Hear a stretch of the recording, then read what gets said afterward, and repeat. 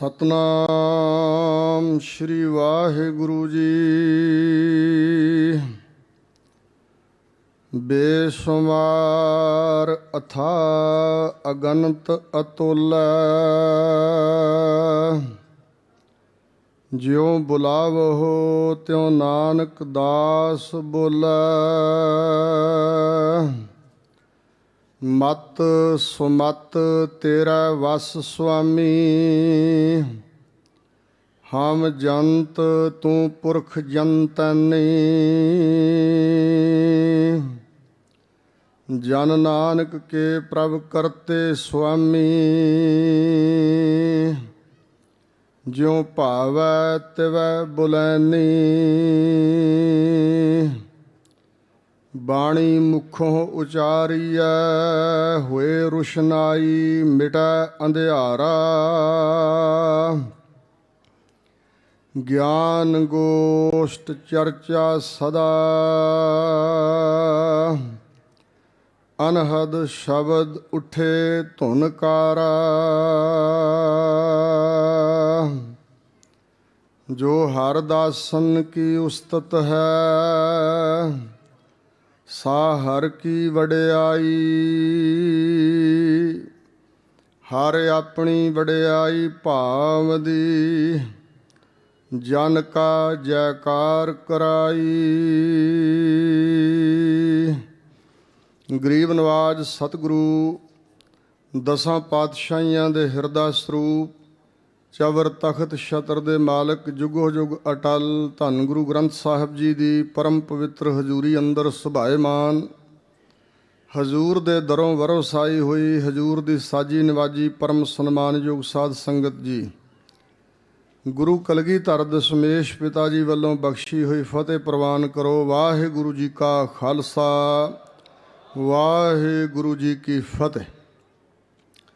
ਧੰਨ ਗੁਰੂ ਗ੍ਰੰਥ ਸਾਹਿਬ ਮਹਾਰਾਜ ਜੀ ਦੇ ਸੰਪੂਰਨਤਾ ਦਿਵਸ ਨੂੰ ਸਮਰਪਿਤ ਅਤੇ ਹਜ਼ੂਰ ਕਲਗੀਧਰ ਪਾਤਸ਼ਾਹ ਦੇ ਕਰ ਕਮਲਾਂ ਦੁਆਰਾ ਵਰੋਸਾਈ ਹੋਈ ਦਮਦਮੀ ਟਕਸਾਲ ਦੇ 13ਵੇਂ ਜਥੇਦਾਰ ਸੱਚਖੰਡ ਵਾਸੀ ਸ਼੍ਰੀਮਾਨ ਸੰਤ ਗਿਆਨੀ ਕਰਤਾਰ ਸਿੰਘ ਖਾਲਸਾ ਜੀ ਪਿੰਡਰਾਂ ਵਾਲੇ, ਉਹਨਾਂ ਦੀ ਸਾਲਾਨਾ 41ਵੀਂ ਬਰਸੀ ਦੇ ਸੰਬੰਧ ਵਿੱਚ ਜੋ 4 ਰੋਜ਼ਾ ਇਹ ਗੁਰਮਤਿ ਸਮਾਗਮ ਸਤਿਗੁਰੂ ਦੇ ਬਖਸ਼ੇ ਉਦਮ ਪੁਰਸ਼ਾਰਥ ਦਾ ਸਦਕਾ ਅਤੇ ਸਮੁੱਚੀਆਂ ਸੰਗਤਾਂ ਦੇ ਸਹਿਯੋਗ ਦੁਆਰਾ ਇਹਨਾਂ ਗੁਰਸਿੱਖ ਵੀਰਾਂ ਨੇ ਕਰਵਾਇਆ ਹੈ। ਅੱਜ ਚੌਥਾ ਪੜਾਅ ਹੈ, ਚੌਥਾ ਦਿਨ ਹੈ ਅਤੇ ਦਾਸ ਤੋਂ ਪਹਿਲਾਂ ਆਪ ਜੀ ਨੇ ਸਾਰੇ ਗੁਰਮੁਖ ਜਨਾਂ ਦਾ ਸਨਮਾਨ ਜੋ ਆਪ ਸੰਗਤ ਵੱਲੋਂ ਕੀਤਾ ਗਿਆ, ਉਹ ਸਮਾਗਮ ਫਿਰ ਇਸੇ ਤਰ੍ਹਾਂ ਕੀਰਤਨ ਅਤੇ ਢਾਡੀ ਵਾਰਾਂ ਆਪ ਜੀ ਨੇ ਭਾਈ ਰਸਾਲ ਸਿੰਘ ਜੀ ਜੋ ਸ਼ਹੀਦ ਭਾਈ ਨਿਰਮਲ ਸਿੰਘ ਚੋਹਲਾ ਜੀ ਦੇ ਸਪੁੱਤਰ ਹਨ,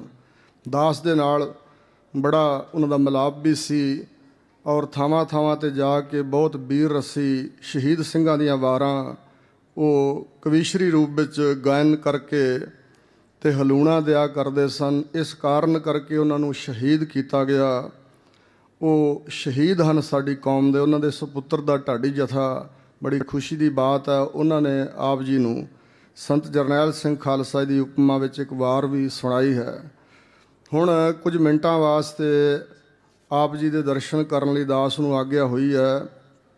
ਗੁਰੂ ਕੇ ਪਿਆਰਿਓ, ਅੱਜ ਤੋਂ 120 ਸਾਲ ਪਹਿਲਾਂ ਸ਼੍ਰੀਮਾਨ ਭਾਈ ਸਾਹਿਬ ਡਾਕਟਰ ਵੀਰ ਸਿੰਘ ਜੀ ਨੇ ਇੱਕ ਪੈਂਫਲੇਟ ਲਿਖ ਕੇ ਛਪਵਾ ਕੇ ਅਤੇ ਪੰਜਾਬ ਦੇ ਵਿੱਚ ਹਰ ਨਗਰ ਦੇ ਵਿੱਚ ਘਰਾਂ ਘਰਾਂ ਤੱਕ ਪਹੁੰਚਾਇਆ ਸੀ। ਉਸ ਪੈਂਫਲੇਟ ਵਿੱਚ ਇਹ ਬਚਨ ਲਿਖਿਆ ਸੀ ਕਿ ਖਾਲਸਾ ਪੰਥ ਜੀ, ਜੇ ਅਸੀਂ ਚੜ੍ਹਦੀ ਕਲਾ ਚਾਹੁੰਦੇ ਹਾਂ ਤਾਂ ਹਰ ਨਗਰ ਦੇ ਗੁਰਦੁਆਰਾ ਸਾਹਿਬ ਦੇ ਵਿੱਚ ਚੰਗੇ ਗੁਰਮਤੀਏ, ਉੱਚੇ ਸੁੱਚੇ ਜੀਵਨ ਵਾਲੇ ਗੁਰਮੁਖ ਗ੍ਰੰਥੀ ਲੱਭੋ ਬਿਠਾਉਣ ਵਾਸਤੇ। ਉਹ ਗ੍ਰੰਥੀ ਸਿੰਘਾਂ ਦਾ ਤੁਹਾਡੇ ਪਰਿਵਾਰਾਂ ਨਾਲ ਸੰਬੰਧ ਬਣੇਗਾ ਅਤੇ ਖਾਸ ਕਰਕੇ ਕਿਸੇ ਵੀ ਕੌਮ ਦੀ ਉਸਾਰੀ ਵਾਸਤੇ ਇਸਤਰੀ ਜਾਤੀ ਦਾ ਬਹੁਤ ਵੱਡਾ ਰੋਲ ਹੈ, ਕਿਉਂਕਿ ਸਤਿਗੁਰੂ ਨਾਨਕ ਦੇਵ ਮਹਾਰਾਜ ਜੀ ਨੇ ਭੰਡ ਜੰਮੀ ਹੈ, ਭੰਡ ਨਿਮੀ ਹੈ, ਭੰਡ ਮੰਗਣ ਵੀ ਆਹੋ, ਇਹ ਬਚਨ ਉਚਾਰਨ ਕਰਕੇ ਇਸਤਰੀ ਜਾਤੀ ਨੂੰ ਬੜਾ ਸਨਮਾਨ ਦਿੱਤਾ। ਜਿੱਥੇ ਆਦਰ ਮਾਣ ਦਿੱਤਾ ਮਰਦ ਦੇ ਬਰਾਬਰ ਕਿਹਾ ਹੈ, ਉੱਥੇ ਇਸਤਰੀ ਜਾਤੀ ਦੇ ਜ਼ਿੰਮੇਵਾਰੀ ਵੀ ਬਹੁਤ ਵੱਡੀ ਹੈ, ਕਿਉਂਕਿ ਸਮਾਜ ਦੀ ਸਿਰਜਣਾ ਵਾਸਤੇ ਮਾਂ ਦਾ ਵੱਡਾ ਯੋਗਦਾਨ ਹੈ। ਅਜੇ ਕੱਲ੍ਹ ਦੀ ਬਾਤ ਹੈ, ਸਾਡੇ ਪੰਥ ਦੇ ਮਹਾਨ ਵਿਦਵਾਨ ਗਿਆਨੀ ਸੰਤ ਸਿੰਘ ਮਸਕੀਨ ਜੀ ਇਸ ਸੰਸਾਰ ਤੋਂ ਵਿਦਾ ਹੋਏ ਨੇ। ਉਹਨਾਂ ਨੇ ਵੀ ਬਚਨ ਅੱਜ ਵੀ ਰਿਕਾਰਡ ਕੀਤੇ, ਤੁਸੀਂ ਸੁਣ ਸਕਦੇ ਹੋ, ਵੀਡੀਓ ਵੇਖ ਸਕਦੇ ਹੋ, ਆਡੀਓ ਸੁਣ ਸਕਦੇ ਹੋ। ਉਹ ਕਹਿੰਦੇ ਨੇ ਕਿ ਜਾਂ ਤੇ ਬਿਲਕੁਲ ਗਲੀਚ ਰੂਹਾਂ ਦਾ ਜਨਮ ਘੱਟ ਹੋ ਰਿਹਾ, ਤੇ ਜਾਂ ਮਹਾਨ ਰੂਹਾਂ ਜੋ ਕਿ ਸਰੀਰ ਧਾਰ ਕੇ ਆਉਣਾ ਚਾਹੁੰਦੀਆਂ ਨੇ, ਬੰਦਗੀ ਕਰਕੇ ਮੁਕਤੀ ਦੇ ਨੇੜੇ ਪਹੁੰਚੇ ਹੋਏ ਪਰ ਮੁਕਤ ਨਹੀਂ ਹੋਏ, ਐਸੀਆਂ ਰੂਹਾਂ। ਇਹ ਸੰਤ ਗੁਰਬਚਨ ਸਿੰਘ ਖਾਲਸਾ ਪਿੰਡਰਾਂ ਵਾਲਿਆਂ ਦਾ ਵੀ ਬਚਨ ਹੈ ਕਿ ਜਿੰਨੀ ਖਲਕਤ ਇਹ ਸਰੀਰ ਧਾਰੀ ਅਸੀਂ ਮਾਤ ਲੋਕ ਤੇ ਵਸ ਰਹੇ ਹਾਂ, ਇਹਦੋਂ ਕਈ ਗੁਣਾ ਵੱਧ ਰੂਹਾਂ ਇਸ ਪੁਲਾੜ ਵਿੱਚ ਘੁੰਮ ਰਹੀਆਂ। ਕਈਆਂ ਨੂੰ ਤਾਂ ਅਜੇ ਇੱਕ ਵੀ ਜਨਮ ਨਹੀਂ ਮਿਲਿਆ, ਔਰ ਕੁਝ ਐਸੀਆਂ ਹਨ ਜਿਨ੍ਹਾਂ ਨੇ ਕਈ ਜਨਮ ਹੰਢਾਏ ਨੇ, ਤੇ ਹੁਣ ਉਹ ਪਵਿੱਤਰ ਕੁੱਖ ਲੱਭ ਰਹੀਆਂ ਵੀ ਚੰਗੀ ਬੰਦਗੀ ਵਾਲੀ ਕੋਈ ਮਾਂ ਹੋਵੇ ਤੇ ਉਹਦੀ ਕੁੱਖ ਤੋਂ ਸਰੀਰ ਧਾਰਨ ਕਰੀਏ। ਐਸੇ ਸਬੂਤ ਵੀ ਹਨ। ਔਰ ਗੁਰੂ ਕੇ ਪਿਆਰਿਓ, ਇੱਕ ਤਾਂ ਮਾਤਾ ਪਿਤਾ ਦੀ ਕਮਾਈ ਹੁੰਦੀ ਆ, ਇੱਕ ਉਸ ਰੂਹ ਦੀ ਕਮਾਈ। ਮਾਤਾ ਪਿਤਾ ਦੀ ਵਾਸ਼ਨਾ ਤੇ ਉਸ ਰੂਹ ਦੀ ਵਾਸ਼ਨਾ ਵੀ ਬੜੇ ਜਨਮ ਲੈਣ ਦੀ, ਤੇ ਫਿਰ ਉੱਥੇ ਜਨਮ ਹੁੰਦਾ। ਜਿਹੜੇ ਅਮੀਰ ਲੋਕ ਨੇ ਉਹਨਾਂ ਦੇ ਘਰ ਔਲਾਦ ਘੱਟ ਕਿਉਂ ਹੁੰਦੀ ਆ? ਕਿਉਂਕਿ ਪੁੰਨੀ ਰੂਹਾਂ ਨੇ ਉੱਥੇ ਜਨਮ ਲੈ ਕੇ ਸੁੱਖ ਮਾਣਨੇ ਹੁੰਦੇ ਨੇ, ਸੁੱਖ ਭੋਗਣੇ ਹੁੰਦੇ ਨੇ। ਗਰੀਬਾਂ ਦੇ ਘਰ ਔਲਾਦ ਜ਼ਿਆਦਾ ਹੁੰਦੀ ਹੈ, ਆਮ ਜੀਆਂ ਦਾ ਜਨਮ ਹੁੰਦਾ ਹੈ। ਇਸ ਕਰਕੇ ਗੁਰੂ ਕੇ ਪਿਆਰਿਓ, ਇਸਤਰੀ ਜਾਤੀ, ਭਾਈ ਵੀਰ ਸਿੰਘ ਜੀ ਕਹਿੰਦੇ ਨੇ ਕਿ ਜੇ ਸਾਡੀਆਂ ਕਾਕੀਆਂ ਬੱਚੀਆਂ ਗੁਰਮਤ ਦੀ ਧਾਰਨਾ ਧਾਰ ਲੈਣ, ਗੁਰਮਤ ਵਾਲੀਆਂ ਬਣ ਜਾਣ, ਗੁਰਸਿੱਖੀ 'ਚ ਪਰਪੱਕ ਹੋ ਜਾਣ, ਉਹਨਾਂ ਦੇ ਅੰਦਰੋਂ ਵਹਿਮ ਭਰਮ, ਜਿਵੇਂ ਵਿਆਹਾਂ ਸ਼ਾਦੀਆਂ 'ਚ ਸ਼ਗਨ ਸਵਾਰਥ ਵਾਧੂ ਘਾਟੂ ਜਿਹਾ ਬੜਾ ਕੁਛ ਅਸੀਂ ਕਰਦੇ ਹਾਂ, ਤੇ ਇਸਤਰੀ ਜਾਤੀ ਦੇ ਅੰਦਰ ਦੇਹ ਅਧਿਆਸ ਜ਼ਿਆਦਾ ਹੁੰਦਾ ਮਰਦ ਨਾਲੋਂ। ਦੇਹ ਅਧਿਆਸ, ਸਰੀਰ ਨੂੰ ਪੋਚਣ ਪਾਚਣ ਸਵਾਰਨ ਸ਼ਿੰਗਾਰਨ 'ਚ ਸੋਹਣੇ ਸੋਹਣੇ ਮਹਿੰਗੇ ਕੱਪੜੇ ਤੇ ਹਾਰ ਸ਼ਿੰਗਾਰ ਲਾਉਣ ਵਿੱਚ ਬਿਰਤੀ ਜ਼ਿਆਦਾ ਹੁੰਦੀ ਇਸਤਰੀ ਜਾਤੀ ਦੀ, ਕੁਦਰਤੀ। ਇਹ ਜੇ ਇੱਧਰੋਂ ਆਪਣਾ ਸੁਭਾਅ ਇਸਤਰੀਆਂ ਸਾਡੀਆਂ ਕਾਕੀਆਂ ਬੱਚੀਆਂ ਧੀਆਂ ਭੈਣਾਂ ਮੋੜ ਲੈਣ, ਮੈਂ ਕੋਈ ਨਿੰਦਿਆ ਕਰਨ ਦੇ ਖਿਆਲ ਨਾਲ ਨਹੀਂ ਐਸਾ ਬੋਲ ਰਿਹਾ, ਕਿਉਂਕਿ ਮੇਰੀ ਵੀ ਮਾਂ ਹੈ, ਮੇਰੀਆਂ 4 ਭੈਣਾਂ ਹਨ, ਮੇਰੀ ਇੱਕ ਧੀ ਵੀ ਹੈ। ਇਸ ਕਰਕੇ ਮੈਂ ਨਿੰਦਿਆ ਦੇ ਪੱਖ ਤੋਂ ਨਹੀਂ ਕਹਿ ਰਿਹਾ, ਕਿਉਂਕਿ ਚੜ੍ਹਦੀ ਕਲਾ ਵਾਸਤੇ ਇਸਤਰੀਆਂ ਨੂੰ, ਸਾਡੀਆਂ ਧੀਆਂ ਭੈਣਾਂ ਨੂੰ ਇਸ ਪਾਸੇ ਖਿਆਲ ਦੇਣਾ ਪਏਗਾ। ਆਪ ਖੁਦ ਹੀ ਮਾਪੇ ਬਾਅਦ ਵਿੱਚ ਰੋਂਦੇ ਨੇ ਜੇ ਬੱਚੇ ਗਲਤ ਨਿਕਲਣ। ਹੁਣੇ ਭਾਈ ਸਾਹਿਬ ਢਾਡੀ ਸਿੰਘ ਬੋਲ ਕੇ ਗਏ ਨੇ ਨਾ ਕਿ ਪੰਜਾਬ ਦੇ ਵਿੱਚ ਪੰਜਾਬ ਦੇ ਮੁੰਡਿਆਂ ਦਾ ਕੀ ਹਾਲ ਆ, ਨਸ਼ੇ ਬੜੇ ਭੈੜੇ ਖਾਣ ਲੱਗ ਪਏ। ਇਹਦਾ ਕਾਰਨ ਕੀ ਹੈ ਕਿ ਉਹ ਨਸ਼ਿਆਂ 'ਚ ਪ੍ਰਵਿਰਤ ਕਿਉਂ ਹੋਏ? ਮਾਤਾ ਪਿਤਾ ਆਪ ਜਦੋਂ ਵਿਹਲਾ ਸਮਾਂ ਹੁੰਦਾ ਘਰਾਂ 'ਚ, ਅਸੀਂ ਨਿਤਨੇਮ ਭਜਨ ਬੰਦਗੀ ਸਿਮਰਨ ਨਹੀਂ ਕਰਦੇ। ਜਦੋਂ ਮਾਂ ਪਿਓ ਆਪ ਪੱਬਾਂ ਕਲੱਬਾਂ 'ਚ ਪਾਰਟੀਆਂ 'ਚ ਜਾਂਦੇ ਨੇ ਤੇ ਬੱਚਿਆਂ ਅੰਦਰ ਸੰਸਕਾਰ ਤੇ ਬੁਰੇ ਪੈਣਗੇ। ਕੁਝ ਪਿਛਲੇ ਸੰਸਕਾਰ ਲੈ ਕੇ ਆਉਂਦਾ ਹਰ ਜੀਵ। ਕੁਝ ਜਨਮ ਧਾਰਨ ਤੋਂ ਬਾਅਦ ਮਾਂ ਕੋਲੋਂ ਪਹਿਲਾਂ ਸੰਸਕਾਰ ਗ੍ਰਹਿਣ ਕਰਦਾ। ਪਿਤਾ ਦਾ 5% ਸੰਬੰਧ ਆ ਬੱਚੇ ਨਾਲ, 95% ਮਾਂ ਦਾ ਸੰਬੰਧ ਹੁੰਦਾ।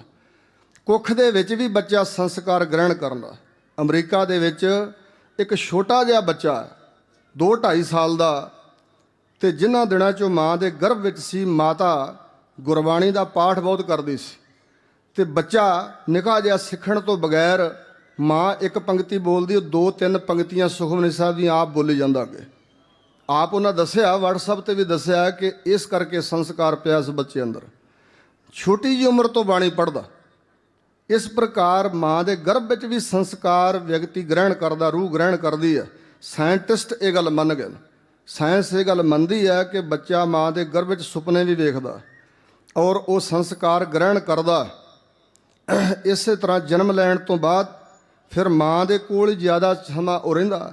ਜਿਹੋ ਜਿਹਾ ਸੁਭਾਅ ਮਾਂ ਦਾ ਹੋਵੇਗਾ, ਜੋ ਕੁਝ ਅੱਖਾਂ ਨਾਲ ਜ਼ਿਆਦਾ ਵੇਖਦੀ ਹੈ, ਜੋ ਕੁਝ ਕੰਨਾਂ ਨਾਲ ਜ਼ਿਆਦਾ ਸੁਣਦੀ ਹੈ, ਜੋ ਕੁਝ ਬੋਲਦੀ ਹੈ, ਉਹ ਪ੍ਰਭਾਵ ਬੱਚਾ ਗ੍ਰਹਿਣ ਕਰਦਾ, ਉਹਦੇ ਅੰਦਰ ਸੰਸਕਾਰ ਪੈ ਰਹੇ ਨੇ।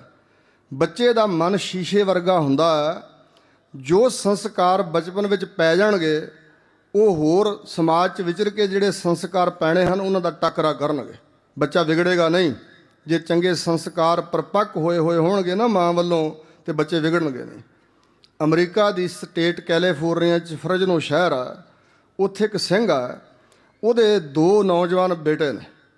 ਪਹਿਲਾਂ ਕਿਉਂਕਿ ਉਹ ਗੁਰਸਿੱਖ ਨਹੀਂ ਸੀ, ਆਪਣੇ ਆਪ ਨੂੰ ਕੋਸਦਾ ਵੀ ਮੈਂ ਗੁਰਸਿੱਖੀ 'ਚ ਨਹੀਂ ਸੀ ਤਾਂ ਹੀ ਮੇਰੇ ਬੱਚੇ ਵਿਗੜੇ ਨੇ। ਤੇ ਆਪ ਖੁਦ ਉਹ ਕਹਿੰਦਾ ਮੈਂ ਰਹਿ ਰਾਜ ਸਾਹਿਬ ਦੇ ਪਾਠ ਤੋਂ ਬਾਅਦ ਅਰਦਾਸ ਕਰਦਾ ਮੇਰੇ ਦੋਵੇਂ ਮੁੰਡੇ ਮਰਨਗੇ ਕਦੋਂ। ਕਿਉਂ ਐਸਾ ਕਹਿ ਰਿਹਾ? ਔਲਾਦ ਵਾਸਤੇ ਦੁਨੀਆ ਤਰਸਦੀ ਆ, ਨੌਜਵਾਨ ਪੁੱਤਾਂ ਵਾਸਤੇ ਐਸਾ ਕਿਉਂ ਕਹਿ ਰਿਹਾ ਵੀ ਇਹ ਮਰਨਗੇ ਕਦੋਂ? ਕਿਉਂਕਿ ਇੱਕ ਦੀ ਤਰੀਕ ਭੁਗਤ ਕੇ ਆਉਂਦਾ, ਅਗਲੇ ਦਿਨ ਦੂਜੇ ਦੀ ਤਰੀਕੇ ਜਾਣਾ ਹੁੰਦਾ। ਮਾੜੇ ਕਰਮ ਕਰਦੇ ਨੇ, ਨਸ਼ੇ ਕਰਦੇ ਨੇ, ਹਥਿਆਰ ਰੱਖੇ ਹੋਏ ਨੇ, ਮਾੜੇ ਕਰਮ ਕਰਦੇ। ਉਹ ਸੁਖਣਾ ਸੁਖਦਾ ਵੀ ਮਰ ਜਾਣ, ਮੇਰੇ ਗਲੋਂ ਲੈਣ, ਮੈਨੂੰ ਤਾਂ ਦੁਖੀ ਕੀਤਾ, ਸੁਖ ਤਾਂ ਕਿੱਥੇ। ਆਮ ਤੌਰ 'ਤੇ ਸਾਡੇ ਮਨਾਂ ਅੰਦਰ ਗ੍ਰਸਤੀਆਂ ਦੇ ਇਹੀ ਪ੍ਰਬਲ ਇੱਛਾ ਹੁੰਦੀ ਹੈ ਵੀ ਔਲਾਦ ਹੋਵੇ ਤੇ ਸਾਨੂੰ ਸੁਖ ਦੇਵੇਗੀ। ਜਿਉਂ ਜਨਨੀ ਗਰਭ ਪਾਲਤੀ ਸੁੱਤ ਕੀ ਕਰ ਆਸਾ, ਵੱਡਾ ਹੋਏ ਧਨ ਖਾਟ ਦੇ ਕਰ ਭੋਗ ਬਿਲਾਸਾ। ਇਹ ਮੈਂ ਬੇਨਤੀ ਤਾਂ ਕਰ ਰਿਹਾ ਵੀ ਸੰਤ ਕਰਤਾਰ ਸਿੰਘ ਖਾਲਸਾ ਜੀ ਵਰਗੇ, ਭਾਈ ਵੀਰ ਸਿੰਘ ਜੀ ਵਰਗੇ, ਸੰਤ ਸੁੰਦਰ ਸਿੰਘ ਵਰਗੇ ਐਸੇ ਮਹਾਂਪੁਰਸ਼ ਕਿਵੇਂ ਆਉਂਦੇ ਨੇ ਮਾਤ ਲੋਕ ਤੇ ਕਿਉਂ ਚਾਰ ਚੰਨ ਲਾਉਂਦੇ ਕਿਸੇ ਧਰਮ ਨੂੰ, ਪੰਥ ਨੂੰ। ਮਾਵਾਂ ਪਿਓ ਚੰਗੇ ਬੰਦਗੀ ਸਿਮਰਨ ਭਜਨ ਵਾਲੇ ਹੋਣਗੇ ਤੇ ਉੱਥੇ ਚੰਗੀਆਂ ਰੂਹਾਂ ਦਾ ਜਨਮ ਹੋਏਗਾ। ਆਪ ਐਸੇ ਹੋਵਾਂਗੇ ਨਾ ਤੇ ਸਾਡੇ ਘਰ ਸੰਤਾਨ ਵੀ ਚੰਗੀ ਹੋਵੇਗੀ। ਜੇ ਆਪ ਨਹੀਂ ਐਸੇ ਅਸੀਂ ਵਿਗੜੇ ਹੋਏ ਆ ਤੇ ਉੱਥੇ ਚੰਗੇ ਬੱਚੇ ਨਹੀਂ ਜਨਮ ਲੈਣਗੇ। ਇੱਕ ਮਾਈ, ਪੰਜਾਬ ਦੀ ਗੱਲ ਆ, ਇੱਕ ਮਹਾਂਪੁਰਸ਼ ਦੇ ਪਾਸ ਗਈ ਤੇ ਕਹਿਣ ਲੱਗੀ ਬਾਬਾ ਜੀ ਪੋਤਰਾ ਹੈ ਨਹੀਂ। ਤੇ ਉਹ ਮਹਾਂਪੁਰਸ਼ ਸਨ ਬੜੀ ਉੱਚੀ ਸੁਰਤੀ ਵਾਲੇ। ਉਹਨਾਂ ਨੇ ਕਿਹਾ ਵੀ ਮਾਤਾ ਜੀ ਜੇ ਤਾਂ ਕੋਈ ਕੁਲ ਤਾਰੂ ਪੋਤਰਾ ਚਾਹੀਦਾ, ਕੁਲਾਂ ਤਾਰਨ ਵਾਲਾ, ਫਿਰ ਆਪਣੇ ਪੁੱਤਰ ਤੇ ਨੁਖਾ ਨੂੰ ਕਹੋ ਰੋਜ਼ ਨਿਤਨੇਮ ਕਰਿਆ ਕਰਨ ਤੇ 5 ਸਾਲ 25 ਜਪਜੀ ਸਾਹਿਬ ਦੇ ਪਾਠ ਕਰਿਆ ਕਰਨ। ਫਿਰ ਕੋਈ ਕੁਲ ਤਾਰਨ ਵਾਲੀ ਰੂਹ ਤੁਹਾਡੇ ਘਰ ਜਨਮ ਲਵੇਗੀ, ਕੁਲਾਂ ਤਾਰ ਦੇਵੇਗੀ। ਤੇ ਜੇ ਵੈਸੇ ਹੀ ਪੋਤਰਾ ਚਾਹੀਦਾ ਫਿਰ ਕੋਈ ਕੁੱਤਾ ਬਿੱਲਾ ਜਨਮ ਲਏਗਾ। ਤੇ ਉਸ ਮਾਈ ਨੇ ਪਤਾ ਕੀ ਕਿਹਾ? ਕਹਿਣ ਲੱਗੀ ਬਾਬਾ ਜੀ 5 ਸਾਲ ਖੋਰੇ ਮੈਂ ਜਿਉਂਦੀ ਰਵਾਂਗਾ ਨਾ, ਕੁੱਤਾ ਬਿੱਲਾ ਹੀ ਭੇਜ ਦਿਓ, ਕੁੱਤਾ ਬਿੱਲਾ ਹੀ ਆਉਣ ਦਿਓ। ਕਹਿਣ ਲੱਗੀ ਅਸੀਂ ਸਿਰਫ ਮੰਗਦੇ ਪੁੱਤ ਪੋਤਰਾ ਵੀ ਚੁੰਮ ਚੱਟ ਲਈਏ, 4 ਦਿਨ ਲਾੜ ਲਡਾ ਲਈਏ। ਇਹ ਨਹੀਂ ਪਤਾ ਕਿ ਉਹ ਜਿਹੜੀ ਮੰਗ ਮੰਗੀ ਵੱਡਿਆਂ ਹੋ ਕੇ ਉਹਨੇ ਕੀ ਕਰਨਾ ਸਾਡੇ ਨਾਲ, ਕਿੰਨਾ ਕੁ ਸਾਨੂੰ ਦੁਖੀ ਕਰਨਾ, ਤੇ ਅਸੀਂ ਕਹਿਣਾ ਇਹ ਮਰ ਜਾਏ। ਇਸ ਵਾਸਤੇ ਔਲਾਦ ਮੰਗੋ, ਪਰ ਚੰਗੀ ਔਲਾਦ ਮੰਗੋ, ਬੁਰੀ ਔਲਾਦ ਨਹੀਂ। ਇੱਕ ਦੋ ਉਦਾਹਰਨਾਂ ਦੇ ਕੇ ਸਮਾਪਤੀ ਕਰਾਂਗਾ। ਗੁਰੂ ਕੇ ਪਿਆਰਿਓ, ਜਿਸ ਨੂੰ ਦਸਮ ਪਾਤਸ਼ਾਹ ਦਾ ਪ੍ਰਸ਼ਾਦੀ ਹਾਥੀ ਕਿਹਾ ਜਾਂਦਾ, ਇਹ ਕਲਗੀਧਰ ਦੇ ਚਰਨਾਂ 'ਚ ਕੌਣ ਲਿਆਇਆ ਸੀ? ਧੰਨ ਗੁਰੂ ਤੇਗ ਬਹਾਦਰ ਸਾਹਿਬ ਅਸਾਮ ਦੌਰੇ 'ਤੇ ਗਏ ਸਨ ਜਦੋਂ ਰਾਜਿਆਂ ਦੀ ਸੁਲ੍ਹਾ ਕਰਾਈ ਆ। ਗੁਰੂ ਗੋਬਿੰਦ ਸਿੰਘ ਦਾ ਅਵਤਾਰ ਹੋਣ ਵਾਲਾ ਸੀ। ਅਸਾਮ ਸਤਿਗੁਰੂ ਜੀ ਕਾਫੀ ਸਮਾਂ ਰਹੇ ਨੇ। ਉੱਥੇ ਇੱਕ ਰਾਜਾ ਰਾਮ ਨਾਂ ਦਾ ਛੋਟਾ ਰਜਵਾੜਾ ਸੀ, ਇਲਾਕੇ ਦਾ ਰਾਜਾ। ਉਹ ਗੁਰੂ ਤੇਗ ਬਹਾਦਰ ਸਾਹਿਬ ਦੇ ਚਰਨਾਂ 'ਚ ਆਇਆ ਕਰਦਾ ਸੀ। ਪਹਿਲਾਂ ਤਾਂ ਉਹਦੇ ਮਨ ਅੰਦਰ ਕੋਈ ਦੁਨਿਆਵੀ ਇੱਛਾ ਸੀ, ਇਸ ਕਰਕੇ ਆਉਣਾ ਸ਼ੁਰੂ ਕੀਤਾ। ਫਿਰ ਸਤਸੰਗੀ ਬਣ ਗਿਆ। ਸਤਿਗੁਰੂ ਦੇ ਉਪਦੇਸ਼ ਦਾ ਅਸਰ ਪਿਆ ਤੇ ਅੰਦਰਲੀ ਇੱਛਾ ਬਦਲ ਗਈ। ਐਸਾ ਫਰਕ ਹੁੰਦਾ, ਸਾਰਿਆਂ ਦੀਆਂ ਇੱਛਾਵਾਂ ਦਾ ਫਰਕ ਹੈ। ਇੱਥੇ ਸਭ ਨੇ ਮੱਥਾ ਟੇਕਿਆ ਨਾ, ਸਭ ਨੂੰ ਇੱਕੋ ਜਿਹਾ ਫਲ ਨਹੀਂ ਮਿਲੇਗਾ। ਸਭਨਾਂ ਦੀ ਗੁਰੂ ਤੇ ਸ਼ਰਧਾ ਵੱਖਰੀ ਵੱਖਰੀ, ਸਭਨਾਂ ਦੇ ਸੰਸਕਾਰ ਵੱਖਰੇ ਵੱਖਰੇ, ਪੂਰਬਲੇ ਜਨਮਾਂ ਦੀ ਕਮਾਈ ਵੱਖਰੀ ਵੱਖਰੀ, ਅੰਦਰ ਦੀਆਂ ਕਾਮਨਾਵਾਂ ਵੱਖਰੀਆਂ ਵੱਖਰੀਆਂ, ਗੁਰੂ ਤੇ ਭਾਵਨਾ ਵੱਖਰੀ ਵੱਖਰੀ। ਇਸ ਕਰਕੇ ਫਲ ਵੱਖਰਾ ਵੱਖਰਾ ਹੀ ਆ। ਜਦੋਂ ਅਵਸਥਾ ਬੰਦੇ ਦੀ ਅੰਦਰੋਂ ਤਬਦੀਲ ਹੁੰਦੀ ਤੇ ਇਹਦੀਆਂ ਇੱਛਾਵਾਂ ਬਦਲ ਜਾਂਦੀਆਂ ਨੇ। ਇਸ ਕਰਕੇ ਉਹ ਸਤਿਗੁਰੂ ਤੇਗ ਬਹਾਦਰ ਜੀ ਦੇ ਕੋਲ ਬੈਠਾ ਹੋਇਆ ਸੀ ਇੱਕ ਦਿਨ, ਤੇ ਹਜੂਰ ਨੂੰ ਕਿਸੇ ਨੇ ਇੱਕ ਮੁੰਦਰੀ ਭੇਟਾ ਕੀਤੀ ਸੀ। ਉਸ ਮੁੰਦਰੀ ਦੇ ਉੱਪਰ ਇੱਕ ਓਅੰਕਾਰ ਉਕਰਿਆ ਹੋਇਆ ਸੀ। ਹਜੂਰ ਨੇ ਉਂਗਲ ਵਿੱਚ ਧਾਰਨ ਨਹੀਂ ਸੀ ਕੀਤੀ, ਹਸਤ ਕਮਲਾਂ 'ਚ ਫੜੀ ਹੋਈ ਸੀ। ਤੇ ਰਾਜੇ ਵੱਲ ਵੇਖ ਕੇ ਹਜੂਰ ਨੇ ਕਿਹਾ, ਰਾਜਾ ਆਮ ਤੌਰ 'ਤੇ ਤੈਨੂੰ ਅਸੀਂ ਖੁਸ਼ ਪ੍ਰਸੰਨ ਵੇਖਦੇ ਹਾਂ, ਪਰ ਕਦੇ ਕਦੇ ਤੇਰੇ ਚਿਹਰੇ 'ਤੇ ਉਦਾਸੀ ਫੇਰਾ ਮਾਰਦੀ ਹੈ। ਅੰਗਰੇਜ਼ੀ ਵਿੱਚ ਇੱਕ ਕਹਾਵਤ ਹੈ, the face is the index of the mind. ਚਿਹਰਾ ਮਨ ਦੀ ਸੂਚੀ ਹੁੰਦਾ। ਚਿਹਰੇ ਵੱਲ ਵੇਖ ਕੇ ਸਿਆਣੇ ਬੰਦੇ ਅੰਦਾਜ਼ਾ ਲਾ ਲੈਂਦੇ ਨੇ ਕਿ ਇਹ ਉਦਾਸ ਹੈ, ਖੁਸ਼ ਹੈ, ਜਾਂ ਉਦਾਸੀਨ ਹੈ, ਜਾਂ ਗਮਗੀਨ ਹੈ, ਜਾਂ ਹੈਰਾਨੀਜਨਕ ਅਵਸਥਾ ਵਿੱਚ ਹੈ, ਕਿਹੋ ਜਿਹੀ ਅਵਸਥਾ, ਇਹਦਾ ਚਿਹਰਾ ਉੱਡਿਆ ਉੱਡਿਆ ਜਾਂ ਕੀ ਗੱਲ ਇਤਿਆਦਿਕ। ਪਰ ਸਤਿਗੁਰੂ ਮਹਾਰਾਜ ਤੇ ਵੈਸੇ ਅੰਤਰਜਾਮੀ ਹਨ। ਜਾਣ ਬੁੱਝ ਕੇ ਬਚਨ ਕੀਤਾ, ਉਹਦੇ ਕੋਲੋਂ ਬੁਲਾਉਣਾ ਸੀ। ਹਜੂਰ ਕਹਿਣ ਲੱਗੇ, ਰਾਜਾ ਤੇਰੇ ਚਿਹਰੇ 'ਤੇ ਕਦੇ ਕਦੇ ਉਦਾਸੀ ਫੇਰਾ ਮਾਰਦੀ ਆ, ਕਾਰਨ ਦੱਸ। ਕਹਿਣ ਲੱਗਾ, ਨਹੀਂ ਜੀ ਕੋਈ ਗੱਲ ਨਹੀਂ, ਸਾਰਾ ਕੁਝ ਤੁਸੀਂ ਬਖਸ਼ਿਆ ਹੋਇਆ। ਮਹਾਰਾਜ ਕਹਿੰਦੇ, ਨਹੀਂ, ਜੋ ਦਿਲ ਦੀ ਗੱਲ ਹੈ ਜ਼ਬਾਨ ਰਾਹੀਂ ਪ੍ਰਗਟ ਕਰ। ਉਸਨੇ ਕਿਹਾ, ਦਾਤਾ ਜੀ ਪਹਿਲਾਂ ਤਾਂ ਪੁੱਤਰ ਦੀ ਕਾਮਨਾ ਸੀ ਵੀ ਔਲਾਦ ਹੈ ਨਹੀਂ, ਤੇ ਹੁਣ ਤੁਹਾਡੇ ਦਰਸ਼ਨ ਦੀਦਾਰ ਕਰਕੇ ਬਚਨ ਬਿਲਾਸ ਸੁਣ ਕੇ ਉਹ ਇੱਛਾ ਜਾਂਦੀ ਰਹੀ। ਸਿਰਫ ਇਹ ਖਿਆਲ ਫੁਰਦਾ ਕਿ ਜੇ ਆਪਣੀ ਔਲਾਦ ਹੁੰਦੀ ਤੇ ਉਹਨੂੰ ਚੰਗੀ ਸਿੱਖਿਆ ਦੇ ਕੇ ਤੁਹਾਡੇ ਚਰਨੀ ਲਾਉਂਦੇ, ਧਰਮਾਤਮਾ ਬਣਦਾ, ਪ੍ਰਜਾ ਸੁਖੀ ਰਹਿੰਦੀ, ਚੰਗਾ ਰਾਜ ਕਰਦਾ। ਹੁਣ ਇਹ ਫਿਕਰ ਆ ਜਦੋਂ ਮੈਂ ਤੇ ਰਾਣੀ ਗੁਜ਼ਰ ਗਏ, ਬਾਅਦ ਵਿੱਚ ਵਜ਼ੀਰ ਸਲਾਹ ਕਰਕੇ ਪਤਾ ਨਹੀਂ ਕਿਸ ਨੂੰ ਤਖਤ ਤੇ ਬਿਠਾਉਣਗੇ, ਉਹ ਚੰਗਾ ਰਾਜ ਕਰੇ ਜਾਂ ਮਾੜਾ, ਖੌਰੇ ਪ੍ਰਜਾ ਨੂੰ ਦੁਖੀ ਕਰਦਾ। ਸਿਰਫ ਇਹ ਇੱਛਾ ਮਨ 'ਚ ਖਿਆਲ ਆਉਂਦਾ। ਹਜ਼ੂਰ ਕਹਿਣ ਲੱਗੇ, ਸ਼ਾਬਾਸ਼ ਰਾਜਾ, ਚੰਗੀ ਇੱਛਾ ਹੈ, ਨਿਜ ਪ੍ਰਸਤੀ ਤੋਂ ਉੱਪਰ ਦੀ ਇੱਛਾ ਹੈ, ਜਰਾ ਉਰੇ ਹੋ। ਜਦੋਂ ਰਾਜਾ ਨੇੜੇ ਹੋਇਆ, ਹਜ਼ੂਰ ਨੇ ਉਹ ਮੁੰਦਰੀ, ਉਹ ਛਾਪ ਉਹਦੇ ਸਰੀਰ ਨਾਲ ਛੁਹਾਈ ਤੇ ਬਚਨ ਕੀਤਾ, ਲੈ ਰਾਜਾ, ਤੇਰੇ ਘਰ ਵਿੱਚ ਪੁੱਤਰ ਜਨਮ ਲਏਗਾ। ਰਾਜਕੁਮਾਰ ਦੇ ਮਸਤਕ ਤੇ ਇਹ ਜਨਮ ਤੋਂ ਹੀ ਨਿਸ਼ਾਨੀ ਹੋਵੇਗੀ, ਇੱਕ ਓਂਕਾਰ ਦਾ ਨਿਸ਼ਾਨ ਹੋਵੇਗਾ। ਇਸ ਗੱਲ ਦੀ ਨਿਸ਼ਾਨੀ ਕਿ ਗੁਰੂ ਨਾਨਕ ਸਾਹਿਬ ਦੇ ਘਰ ਵਿੱਚੋਂ ਪੁੱਤਰ ਮਿਲਿਆ। ਔਰ ਫਿਰ ਉਹ ਜੰਮਿਆ ਰਾਜਕੁਮਾਰ, ਉਹਦਾ ਨਾਂ ਰੱਖਿਆ ਗਿਆ ਰਤਨ ਰਾਏ। ਅਜੇ ਛੋਟਾ ਹੀ ਸੀ ਤੇ ਰਾਜਾ ਚੱਲਿਆ ਪਰਲੋਕ ਨੂੰ। ਰਾਣੀ ਨੂੰ ਕੋਲ ਬਿਠਾ ਕੇ ਕਿਹਾ, ਸੁਭਦਰੇ, ਭਗਵਾਨ ਨੇ ਜੋ ਇੱਛਾ ਕੀਤੀ ਸੀ ਅਜੇ ਪੂਰੀ ਨਹੀਂ ਹੋਈ। ਪੁੱਤਰ ਤਾਂ ਮਿਲਿਆ, ਪਰ ਇਹਦੇ ਅੰਦਰ ਸੰਸਕਾਰ ਪਾਉਣੇ ਸਾਡੀ ਮਾਂ ਪਿਓ ਦੀ ਜ਼ਿੰਮੇਵਾਰੀ ਸੀ। ਭਾਈ ਸੰਤੋਖ ਸਿੰਘ ਦਾ ਲਿਖਿਆ ਬਚਨ ਹੈ, ਬਹੁ ਗੁਣੀ ਅਲਾਵਹਿ ਸੁਤ ਨਾ ਪੜਾਵਹਿ, ਤੇ ਸ਼ਤਰੂ ਸਮਤਾਤ ਸੋਭਾ ਨਾ ਪਾਵਹਿ, ਮਤ ਨਾ ਆਵਹਿ ਜਗ ਮੈਂ ਇਹ ਵਿਖਿਆਤ। ਜਿਹੜੇ ਮਾਂ ਪਿਓ ਆਪਣੇ ਬੱਚਿਆਂ ਨੂੰ ਚੰਗੀ ਤਾਲੀਮ, ਚੰਗੀ ਸਿੱਖਿਆ, ਚੰਗੇ ਸੰਸਕਾਰ ਨਹੀਂ ਦੇ ਸਕਦੇ, ਉਹ ਮਾਪੇ ਨਹੀਂ, ਉਹ ਵੱਡੇ ਦੁਸ਼ਮਣ ਨੇ। ਸੰਤ ਕਰਤਾਰ ਸਿੰਘ ਖਾਲਸਾ ਦਾ ਬਚਨ ਹੈ ਕਿ ਮੈਨੂੰ ਇੱਕ ਬਚਨ ਨਹੀਂ ਸਾਰੀ ਉਮਰ ਭੁੱਲਿਆ। ਜਿਨ੍ਹਾਂ ਦੀ ਬਰਸੀ ਮਨਾ ਰਹੇ ਹਾਂ ਨਾ ਆਪਾਂ, ਉਹਨਾਂ ਕਿਹਾ ਕਿ ਮੈਨੂੰ ਇੱਕ ਬਚਨ ਸਾਰੀ ਉਮਰ ਨਹੀਂ ਭੁੱਲ ਸਕਦਾ। ਉਹ ਕੀ ਸੀ? ਕਹਿੰਦੇ, ਸਾਡੇ ਪਿੰਡ ਵਿੱਚ ਇੱਕ ਪਰਿਵਾਰ ਵੱਸਦਾ ਸੀ ਜਿਨ੍ਹਾਂ ਨਾਲ ਸਾਡਾ ਖਾਨਦਾਨੀ ਵੈਰ ਚੱਲਿਆ ਆ ਰਿਹਾ ਸੀ, ਕਦੇ ਉਹਨਾਂ ਨਾਲ ਨਹੀਂ ਸੀ ਬਣੀ। ਪਰ ਮੈਂ ਜਦੋਂ ਮਹਾਂਪੁਰਸ਼ਾਂ ਦੇ ਜਥੇ 'ਚ ਰਲ ਗਿਆ ਤੇ ਉਹਨਾਂ ਨੇ ਮੈਨੂੰ ਆਗਿਆ ਕਰਕੇ ਆਪ ਘਰ ਭੇਜਿਆ, ਮਾਤਾ ਪਿਤਾ ਨੂੰ ਮਿਲਿਆ। ਮੈਂ ਘਰ ਵਿੱਚ ਮਾਤਾ ਪਿਤਾ ਨੂੰ ਮਿਲਿਆ ਤੇ ਖੇਤਾਂ ਨੂੰ ਚਲਾ ਗਿਆ। ਉਸ ਪਰਿਵਾਰ ਦਾ ਮੁਖੀ ਬਾਬਾ ਹਰਦੀਪ ਸਿੰਘ ਉਹਦਾ ਨਾਂ ਸੀ, ਮੱਕੀ ਗੋਡ ਰਿਹਾ ਸੀ ਤੇ ਉੱਠ ਕੇ ਖੜਾ ਹੋਇਆ, ਮੈਨੂੰ ਵੇਖ ਕੇ ਕਹਿਣ ਲੱਗੇ, ਕਾਕਾ ਕਰਤਾਰ ਸਿੰਘਾ, ਮੇਰੀ ਗੱਲ ਸੁਣਦਾ ਜਾਏ। ਕਹਿੰਦੇ, ਮੈਂ ਉਧਰ ਨੂੰ ਪਰਤਿਆ ਵੀ ਸ਼ਾਇਦ ਭਰਾਵਾਂ ਕੋਲੋਂ ਪਾਣੀ ਟੁੱਟ ਕੇ ਖੇਤਾਂ 'ਚ ਫਿਰਿਆ ਹੋਵੇਗਾ, ਕੋਈ ਉਲਾਮਾ ਦੇਣਗੇ ਜਾਂ ਬੰਨਾ ਵੱਢਿਆ ਹੋਵੇਗਾ। ਪਰ ਜਦੋਂ ਮੈਂ ਗਿਆ ਕੋਲ ਤੇ ਉੱਠ ਕੇ ਖੜੇ ਹੋਏ, ਮੇਰੇ ਮੋਢੇ ਤੇ ਹੱਥ ਰੱਖ ਕੇ ਕਹਿਣ ਲੱਗੇ, ਕਰਤਾਰ ਸਿੰਘਾ ਬੇਟਾ, ਮੈਂ ਤੈਨੂੰ ਤਾਂ ਆਵਾਜ਼ ਮਾਰੀ ਆ, ਜਾਂ ਤੇ ਇਹ ਚਿੱਟਾ ਚੋਲਾ ਨਹੀਂ ਸੀ ਪਾਉਣਾ, ਜੇ ਪਾ ਲਿਆ ਤੇ ਸਾਂਭ ਕੇ ਰੱਖੀ, ਦਾਗ ਨਹੀਂ ਲੱਗਣਾ ਚਾਹੀਦਾ।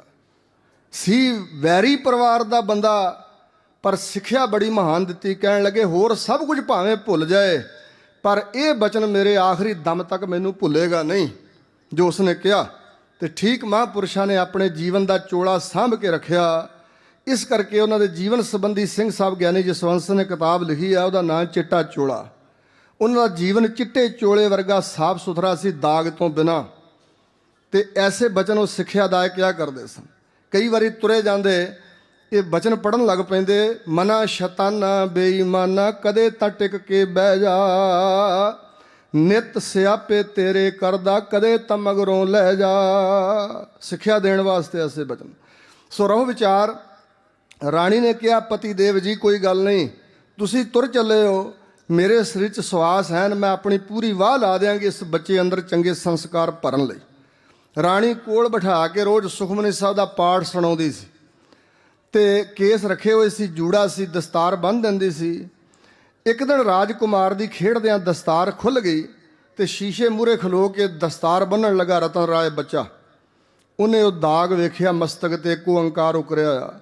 ਮਾਂ ਦੇ ਕੋਲ ਆਇਆ, ਪੁੱਛਿਆ, ਮਾਤਾ ਜੀ, ਆ ਮੈਨੂੰ ਕੋਈ ਬਚਪਨ ਵਿੱਚ ਸੱਟ ਲੱਗੀ ਸੀ, ਇਹ ਦਾਗ ਕਾਹਦਾ?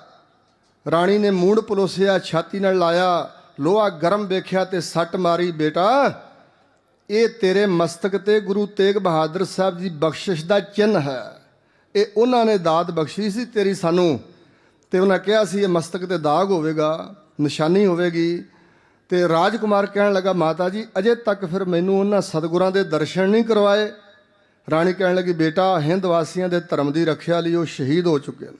ਰਾਜਕੁਮਾਰ ਉਦਾਸ ਹੋ ਗਿਆ, ਕਹਿਣ ਲੱਗਾ, ਮਾਂ ਜੀ, ਮੈਂ ਉਹਨਾਂ ਦੇ ਦਰਸ਼ਨਾਂ ਤੋਂ ਫਿਰ ਵਾਂਝਾ ਰਹਿ ਗਿਆ। ਕਹਿਣ ਲੱਗੀ, ਨਹੀਂ ਬੇਟਾ, ਉਹਨਾਂ ਦੇ ਸਾਹਿਬਜ਼ਾਦਾ, ਉਹਨਾਂ ਦੀ ਗੱਦੀ ਦੇ ਵਾਰਸ, ਉਹੋ ਹੀ ਰੂਪ ਗੋਬਿੰਦ ਰਾਏ ਜੀ ਅਨੰਦਪੁਰ ਸਾਹਿਬ ਬਰਾਜਦੇ ਨੇ ਪੰਜਾਬ ਦੀ ਧਰਤੀ ਤੇ, ਤੈਨੂੰ ਉਹਨਾਂ ਦੇ ਦਰਸ਼ਨ ਹੋਣਗੇ। ਕਾਹਲਾ ਪੈ ਗਿਆ। ਮੁੱਕਦੀ ਗੱਲ ਮਾਂ ਨੇ ਕਿਹਾ, ਬੇਟਾ, ਜਾਈਏ ਤੇ ਖਾਲੀ ਹੱਥ ਨਹੀਂ ਜਾਈਦਾ। ਕਹਿਣ ਲੱਗਾ, ਖਜ਼ਾਨਾ ਭਰਿਆ ਹੋਇਆ, ਕੀ ਲੈ ਕੇ ਜਾਣਾ? ਮਾਂ ਕਹਿਣ ਲੱਗੀ, ਬੇਟਾ, ਅਸੀਂ ਰਾਜੇ ਹਾਂ, ਆਮ ਸਧਾਰਨ ਵਿਅਕਤੀ ਨਹੀਂ। ਅਸੀਂ ਗੁਰਦੁਆਰਾ ਸਾਹਿਬ ਆਉਂਦੇ ਹਾਂ ਨਾ, ਤੇ ਜੇਬ ਫਰੋਲ ਕੇ ਨਿੱਕੇ ਤੋਂ ਨਿੱਕਾ ਪੈਸਾ ਲੱਭਦੇ ਆ ਗੁਰੂ ਮਹਾਰਾਜ ਨੂੰ ਭੇਟਾ ਕਰਨ ਲਈ। ਤੇ ਭਜਨ ਪੜ੍ਹਦੇ ਨੇ ਆ ਭਈ ਭਾਵ ਨਹੀਂ ਭਗਤ ਭਾਏ ਕੌਡੀ ਅਗਰ ਭਾਗ ਰੱਖ। ਨਹੀਂ, ਜਿਨ੍ਹਾਂ ਕੋਲ ਹੈ ਹੀ ਕੌਡੀਆਂ ਉਹ ਕੌਡੀ ਭੇਟਾ ਕਰਨ, ਖਾਲੀ ਹੱਥ ਵੀ ਆ ਜਾਣ ਤੇ ਕੋਈ ਨਹੀਂ। ਜਿਨ੍ਹਾਂ ਨੂੰ ਰੱਬ ਨੇ ਲੱਖਾਂ ਦਿੱਤੇ ਹੋਏ ਨੇ ਕਿਉਂ ਨਹੀਂ ਭੇਟਾ ਕਰਦੇ ਦਿਲ ਖੋਲ੍ਹ ਕੇ? ਉਹ ਕੌਡੀ ਨਾ ਵੇਖਣ, ਨਿੱਕੇ ਤੋਂ ਨਿੱਕਾ ਪੈਸਾ ਨਾ ਲੱਭਣ ਤੇ ਸ਼ਰਾਬ ਦਾ ਬੋਤਲ ਲਿਆਉਣ ਵਾਸਤੇ 100 ਕੱਢ ਕੇ ਫੜਾ ਦੇਣ। ਇਹ ਸਾਡੀ ਮੂਰਖਤਾ ਹੀ ਹੈ। ਮਾਇਆ ਬੁਰੀ ਚੀਜ਼ ਨਹੀਂ, ਬਹੁਤ ਚੰਗੀ ਚੀਜ਼ ਹੈ। ਇਹਨੂੰ ਭਲੇ ਅਰਥ ਲਾ ਕੇ ਆਪਣਾ ਭਲਾ ਕੀਤਾ ਜਾ ਸਕਦਾ। ਮਾਚਿਸ ਸਿਆਣੇ ਬੰਦੇ ਦੇ ਹੱਥ ਵਿੱਚ ਹੈ ਤੇ ਅੱਗ ਬਾਲ ਕੇ ਪਾਲਾ ਦੂਰ ਕਰੇਗਾ, ਰੋਟੀਆਂ ਪਕਾਵੇਗਾ, ਚੰਗੇ ਕੰਮ ਲਈ ਵਰਤੇਗਾ। ਬਾਂਦਰ ਦੇ ਹੱਥ ਫੜਾਓ ਤੇ ਅੱਗਾਂ ਲਾ ਕੇ ਘਰ ਸਾੜ ਦੇਗਾ।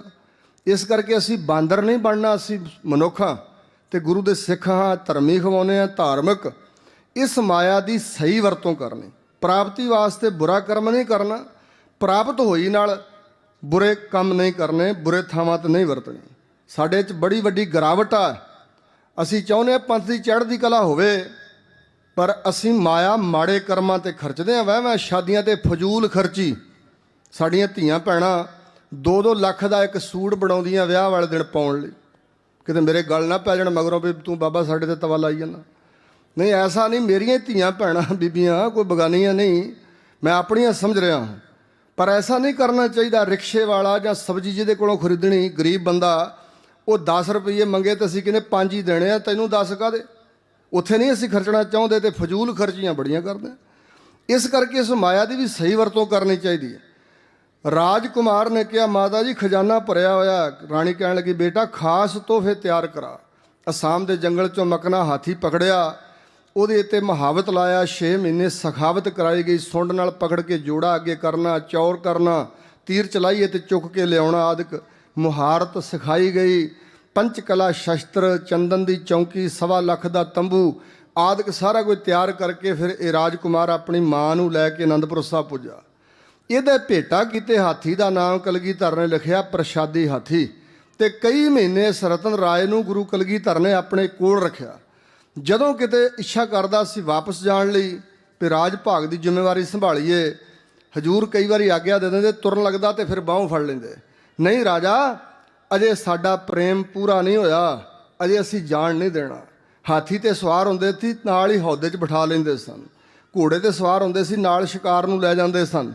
ਬਹੁਤ ਜ਼ਿਆਦਾ ਮੁਹੱਬਤ ਕੀਤੀ ਗੁਰੂ ਕਲਗੀਧਰ ਪਾਤਸ਼ਾਹ ਨੇ ਰਾਜਾ ਰਤਨ ਰਾਏ ਨਾਲ। ਇਸ ਪ੍ਰਕਾਰ ਹੀ ਇੱਕ ਹੋਰ ਬਚਨ ਆਪ ਜੀ ਨੂੰ ਸਰਵਣ ਕਰਾਵਾਂਗਾ।